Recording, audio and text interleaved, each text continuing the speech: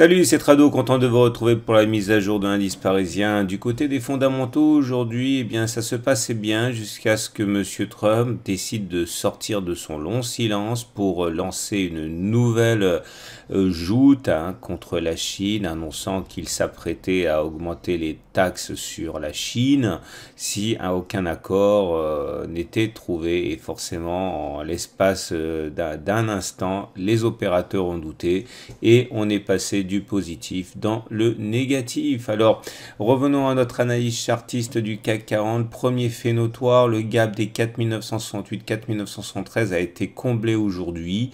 Ce n'est pas une très bonne nouvelle puisqu'on pouvait encore caresser l'espoir jusqu'à présent qu'il s'agisse d'un gap de rupture, c'est-à-dire un gap qui met fin à la rupture précédente, à savoir encore une tendance baissière. Eh bien, ce ne sera pas le cas.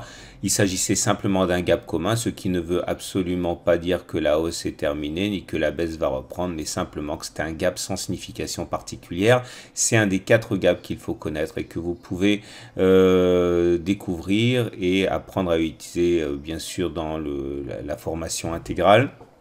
En tout cas, pour l'instant, on ne peut pas non plus écarter le scénario d'un rebond fort sur la zone de support 4860-4930. On est toujours porté d'ailleurs par le Turtle Soup ici qui a été inscrit, qui est un signal quand même assez intéressant. Je vous rappelle que depuis qu'il a été déclenché, on a quand même gagné pas mal de terrain, même si ça consolide un petit peu aujourd'hui. Je vous rappelle qu'on avait inscrit un nouveau plus bas de 20 bougies, clôturant néanmoins au-dessus du précédent plus bas de 20 bougies. Ça s'appelle un Turtle Soup haussier.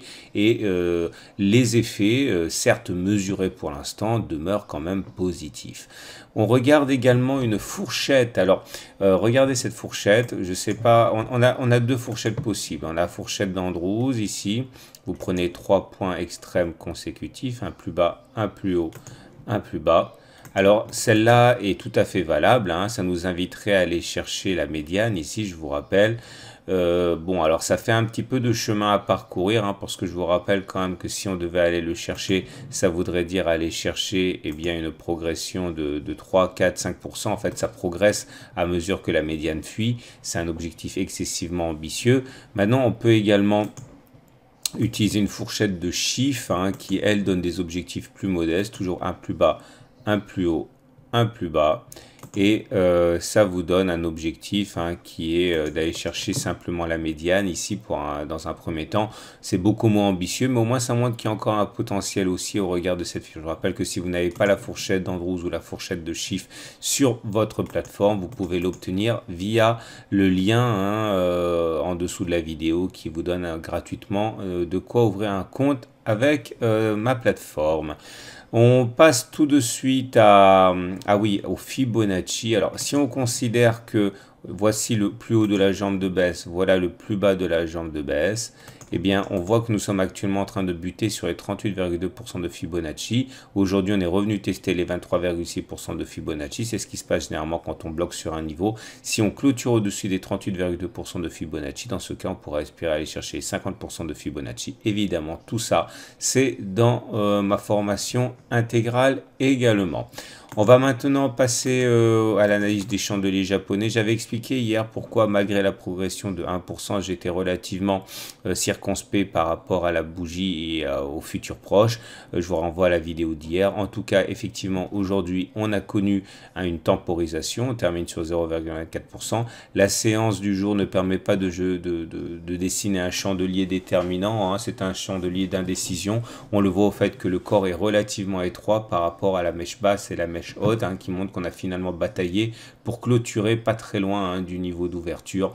Voilà, les opérateurs se tâtent. On regarde les indicateurs techniques à présent. Côté des indicateurs techniques, il y a 2 choses à retenir. La première des choses, c'est qu'on a rebondi sur la M7, qui n'était pas une mince affaire parce qu'elle n'était pas ascendante, elle est toujours descendante, donc ça offre un support assez faible, mais en tout cas, ça a suffi à faire le job. Normalement, on devrait aller chercher la M20, puisqu'on a clôturé au-dessus de la M7, c'est mon scénario privilégié. Regardez l'alignement, la mise à plat des Bollinger qui commence à montrer clairement qu'il n'y a pas de tendance, qu'on monte, on baisse, on monte, mais qu'il n'y a pas véritablement de tendance établie. En tout cas, ce n'est pas baissier, Cela étant, la moyenne mobile à 20 séances, même si elle est légèrement ascendante ici, hein, on est en dessous, donc c'est pas non plus une tendance haussière.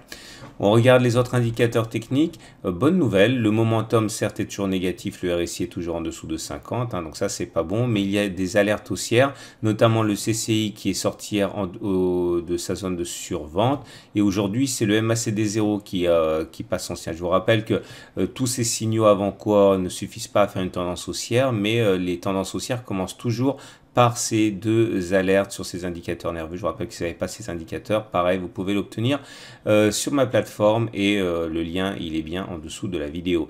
Autre chose intéressante, nous avons ici un croisement de signal MACD signal là, donc ça c'est une bonne chose aussi. Vous voyez, les choses commencent à s'aligner gentiment pour une tendance haussière. Il faudrait que tout soit au vert. Pour l'instant c'est pas encore, mais on a vraiment des signes assez sympathiques. On regarde maintenant l'Ichimoku. L'Ichimoku nous montre la première des choses ici, qu'on a une résistance. Une fois de plus, c'est la Tenkan qui nous a embêté aujourd'hui. Et hier, comme aujourd'hui, comme toutes les précédentes fois, la Tenkan s'est révélée infranchissable. Il faudra encore derrière passer la Kijun. Ça ne sera pas une mince affaire, mais en tout cas, il y a des velléités haussières, mais qui sont contrées pour l'instant. Voilà ce qu'on pouvait dire pour le CAC 40. Je vous rappelle que sur le site, vous trouverez le texte d'accompagnement, également la matrice de trading qui a bien fonctionné aujourd'hui comme elle a fonctionné hier. Donc, je ne la change pas. Voilà, bonne soirée ou bonne journée et à demain pour la mise à jour.